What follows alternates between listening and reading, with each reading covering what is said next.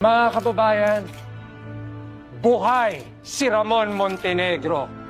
Mga kababayan, bago pa man ako nahalal bilang mayor, nangako ho ako sa inyo lahat na mayroon po akong layunin.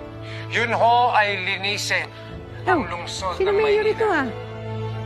And as Nagpapreskohan promised, sa presinto? Ano yan?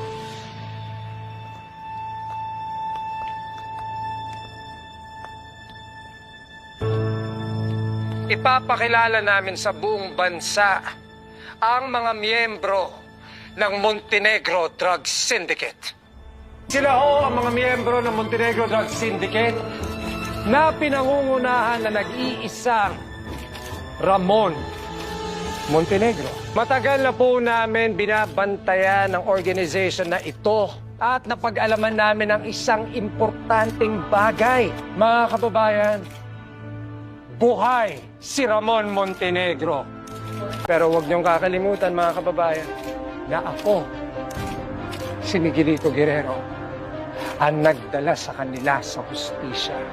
Ako ang nagligtas sa lungsod ng Maynila.